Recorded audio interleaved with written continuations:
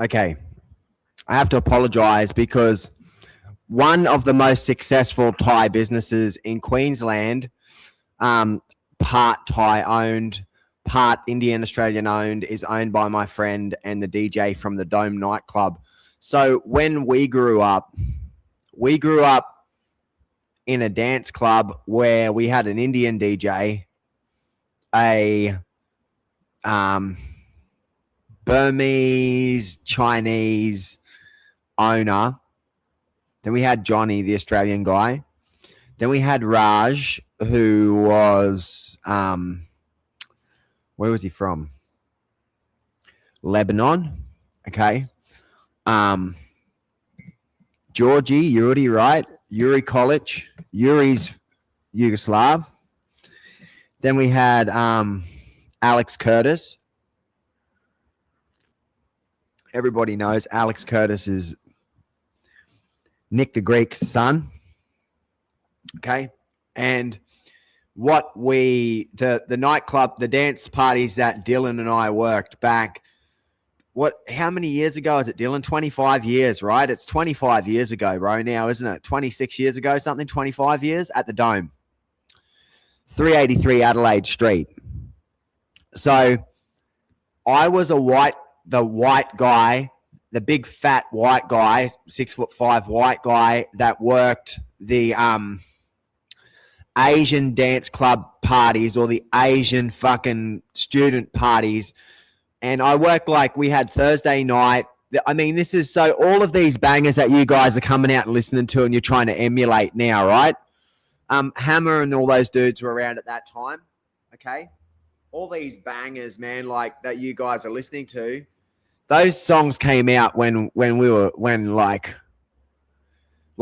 Number 5 and all that type of stuff, you know, and so it's in your blood. It's in the fabric of everything, who you are, how you do things. So how Dylan runs King of Wings with his wife, who's a Thai citizen, who's from Thailand originally, and they have lovely children. They have a lovely business, right? And I wouldn't ever want anybody to fuck with them because they're my people. And they're not the type of people that do these toxic political things, okay? They're not interested in the toxic political things. And like the Redcliffe way and like the Brisbane way, the people that I grew up with, we're so mixed, right?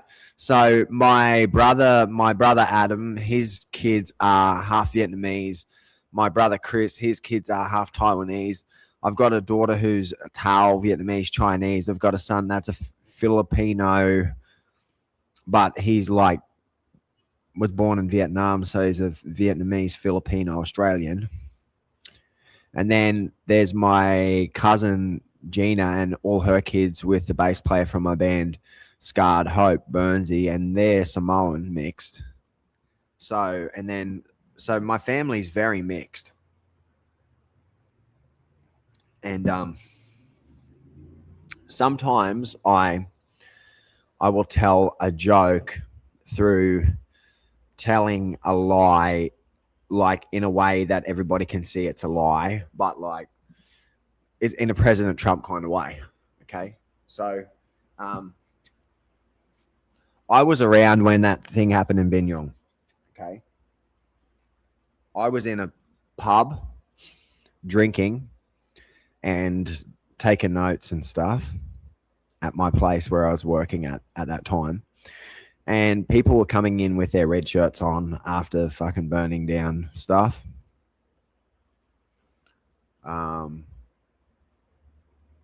That's real. Okay. But I don't want there to be so what they don't understand is how's Dave's philosophy about Southeast Asia? Why did it develop in a certain way? So you can ask Dylan from King of Wings, is it possible that Dave ended up with this way of thinking about how a staff has to be balanced with all these different cultures and shit? You know what I mean? I got that from that workplace, the Dome. It was the coolest nightclub in Brisbane. It was like the Dewporth, but I don't want to insult the Dewporth, but it was like the Dewporth, old venue, but it was bigger. And it was in the center of the city. So it was a magnet. And there was the Underdome as well, which were all the Polynesian guys. So Dylan can tell you this, right, Dill? This isn't a fucking lie. What happened was we were segregated. It was a segregated pub because before Dylan was an R&B guy, but he wasn't a Polynesian dude. He's an Indian. He wasn't a white guy. So now you see all these white guys are like with their pork pie hats on and stuff that are saying that they were spinning back in the day, right? These white hip hop dudes or white like DJ guys that play classics, right? They say that they were spinning back in the day, but they weren't. People like Dylan were spinning back in the day. So Dylan always used to play California Love, and also he used to play Changes for me all the time. So with my music, how I ended up playing the type of music that I played was I had this friend that was a DJ at the Dome, and he was an Indian dude, and he was big into Park, and I was into Park. And he was playing Park back then. Like, I mean, in 2000, it was cool. It was like a little edgy, but like in 2000, they play the whole fucking he'd play the whole song of Changes, man, in the club. And so I went back home, and now what I do with the karaoke stuff, I learned how to sing Changes, right? And then because of the timing and the speed and in the verses and everything and the vocabulary, it helped me like develop my own style when it came to singing punk and reggae and ska.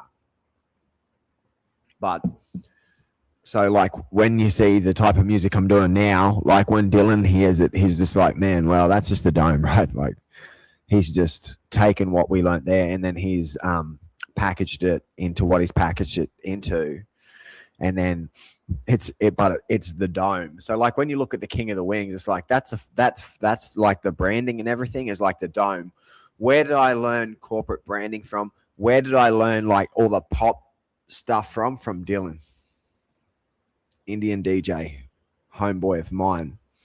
Dylan has seen me fuck up. Dylan, when I talk about fucking people up, Dylan, you saw me fuck people up. You're in the DJ box, right? I mean, he's in the DJ box when I'm like, he's here in the DJ box and he just sees me like go like,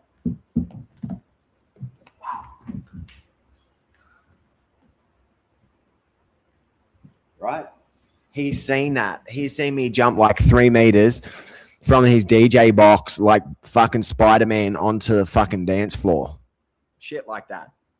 Not exactly that, but stuff exactly like pretty much exactly like that. He could see the fucking staircase was just like there, just across.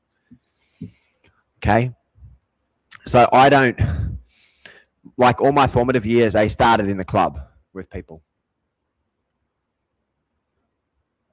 And in bouncing and everything, and Redcliffe, and the mix of everything, Redcliffe Boxing Club, a mix of people went there, Caucasians, but people from all around the world and all different races and everything have been through that club. And so I grew up with that Redcliffe type of thing and in the city type of thing. So my hip hop gangster stuff, it comes from the city, from Brisbane, and I mean like the fucking 5T, right, have migrated up. Okay, so the 5T are going to come in with Henry, and they're going to fucking whack someone inside. They're going to whack the was it Henry and the Chinese? Henry and the Triads came in to whack the 5T. The 5T guys from the Vietnamese guys from down south. Okay. So then the 5T guys, they needed a way to get out the back, and I let them out, okay, of the club. And a lot of punch-ons went on between those dudes. And I was the person, the white guy, that could go and step to the side, Dylan, is this not true, and have the chat with the Asian dudes, or that would go off and have the chat with the Asian dudes, get the information, and then come back to the security team and come back to the DJ and say, we're going to get attacked, man. why are we going to get attacked? Do you know T Vung that owns that place down in the center of Central, down near fucking Showgirls, right? The fucking eatery in the center there. T, the Malaysian Vietnamese dude. Yeah. T Vung told me that he's been listening to what they're saying in Vietnamese, and they're gonna this is what's gonna happen. So that's what my job was at the Dome. We were an Asian nightclub, a specialty. Like, so the difference between an Asian nightclub and a Western nightclub is when somebody's vomiting in, when you go into the urinals in an Aussie toilet, like there's broken glasses and piss everywhere.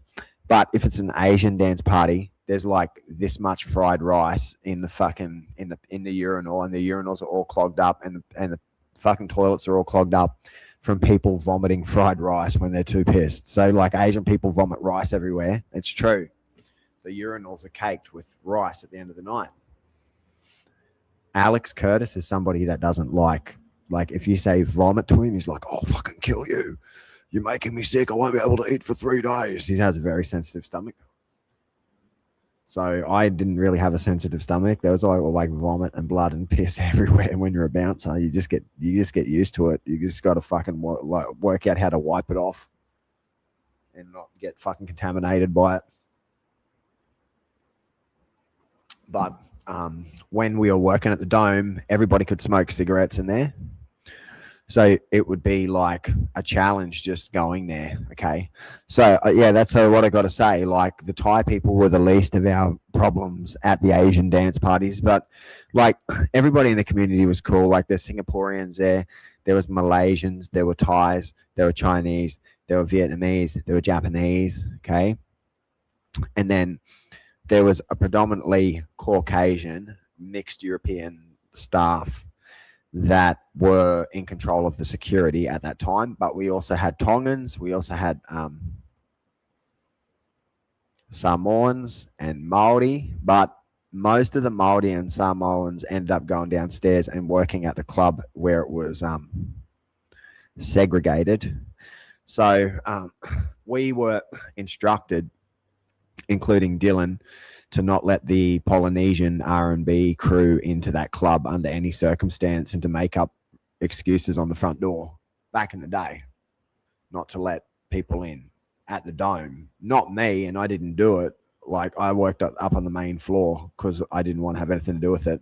Dylan was just above me, and I'm just below him. Like I worked just below the DJ box. I was on a post that was 2.5 meters above the ground.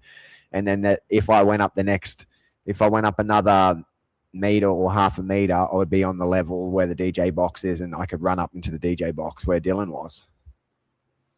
So we didn't segregate the door. So what ended up happening, right, was the club had this agreement. The door had this agreement, right, that the Polynesians had their own club, and they had their own identity, and it was called the Underdome, and it was the old Hellfire Club, the sex club that was below our venue, right?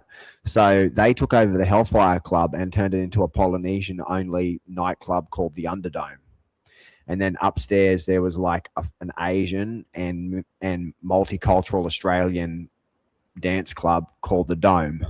So upstairs was the Dome, and then downstairs it was segregated. This is 2000 as the Underdome, and New Zealanders were allotted downstairs. And like Alex Curtis, for example, he saved this policeman's life when these dudes from the Underdome were trying to beat this cop to death in the alleyway. Alex flogged the fuck out of him and helped the cop handcuff him, and then just went away on his last night. Like, I mean, but that wasn't a problem because like we'd let all the Polynesian dudes would come in there anyway. We'd all let everybody in, or because all the staff were Polynesian. But the problem is they lost their license because there were so many violent incidences, and somebody had put their hand down on the table at the Dome.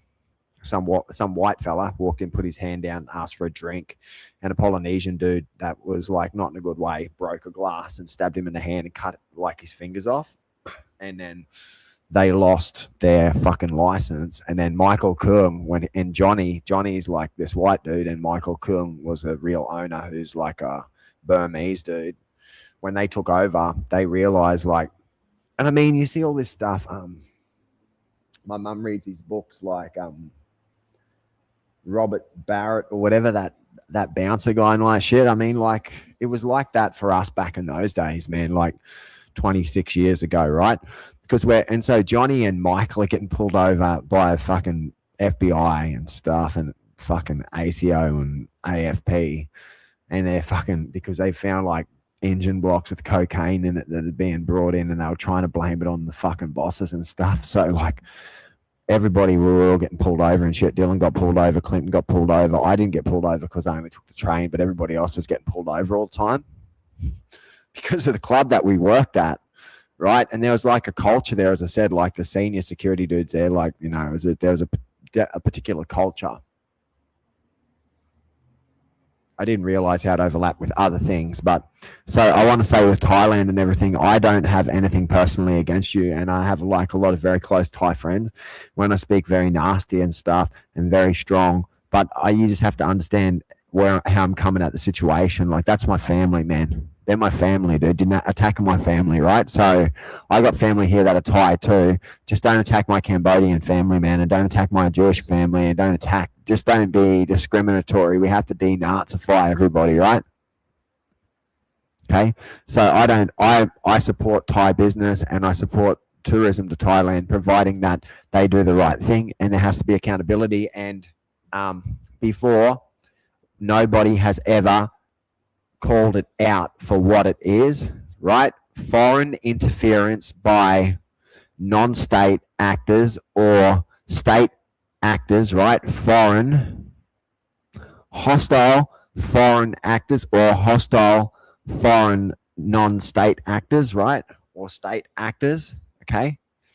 Coming and attacking people within Australia because of political reasons, okay? Back in the day, the strange thing is, man, I was playing the political punk stuff, and as Dylan knows, like nobody was interested in political punk back in those days. So I found like pop and all that stuff through my Indian friends, my Thai friends, my Jamaican friends. I used to have Jamaican friends in the city that I used to work when I worked at the Shamrock at the Scar Bar when I was doing the promotion and the barman stuff, and then I was working the security for the different firms and stuff in the city. This is 25 years ago, and like Dylan was there, man. Like as I said, this is the thing. Dylan was the one thing that I got to say, and that's why I got to be apologetic, man, and I got to be very careful because Dylan is the only person that can fucking vouch for everything that I have to say about the Dome, and he knows about how much of a fucking menace I was at the Dome when it came to all of the troublemakers in Brisbane. He saw all the martial arts fights with me and everything, and when I talk about my numbers, he's one of the few people that can say, okay, I saw his early days, and so I can account for a large amount of the numbers in those 3,000 and shit that would have been like at the fucking Dome, the stuff that I saw like when I was working in an elevated position approximately like 1.5 meters above him in this box, right? When I could see, only person that could see everything in the old abattoir, he was in the foreman's fucking booth in the abattoir, and that was a DJ box. Okay, so I've got to say that I want peace. I want peace. I don't want retaliation. And this political action thing, it has to stop. We have to do business and work on business, and then not do anything to piss people off, right? And so I'm sorry for insulting Dylan and his wife when I did the chicken pad thai and shit, because they're fucking my friend. They run the biggest like the Thai chicken fucking business in Queensland, and they're quality, man. They're good people, and I'm a fucking imbecile, but I'm protective. I'm fucking protective, fucking Papa Bear when it comes to my fucking kids, just as Dylan's protective, right? And we come from the same fucking background, right? So when these people are fucking talking shit, like Dylan and I and Alex and T Vung and all these dudes, man, and Henry and Leon and Kevin and Kenwood, right? We were fucking metrosexuals, man. Like we had the fashionable, like kind of like what chocolate starfish are now. Like we were like that, but like when we were young, and that was when the Strokes were fucking cool and everything. When we were young, like when the Strokes were happening, right? We were happening, and this was what was happening in Brisbane, in the center of Brisbane, which was our scene. It was our metropolis, right? So I want you to understand that. I come from Brisbane. That's why sometimes you can't really hear the vowels and the consonants, man. Right? Because I used to hang out with people from New Farm, West End, where else? Fortitude Valley, yeah. Okay. Right? Yeah. I sound like a Triple J radio announcer at on one of the slots where they just play miscellaneous stuff, right? Okay. I come from Brisbane. I'm the Boccarina Buster, okay? Be nice to Thailand. I love you, Thailand, and I love my Thai friends, so don't take me being mean as like I'm just a grumpy prick. But don't be nasty and don't. So Neil Davis, right? Neil Davis is like my mentor's best friend was Neil Davis, and then Sean Flynn's best friend was Neil. So Sean's dead. The way Sean died and the way that Neil died, and then Tim, and then my dad, and everything, and like how it's all interconnected, and it's connected with me to Larry Burrows, and it's also connected with me to Robert Kappa. But also I wanted to say, right, they built this case here saying that I was a pedophile because of the way the glasses that I wore looked like me, like I was a pedophile. And then Anthony Albanese has seen like the glasses that I wear and like, so the Queensland police have built a fucking case against Dave. Like they're telling this guy he looks like a pedophile because he wears the same glasses as me. Oh, okay, fucking let's go. I'm from the Housing Commissions in fucking Sydney. You're saying he looks like a fucking pedo because he's wearing the same glasses as me? I beg your pardon? Right, Anthony?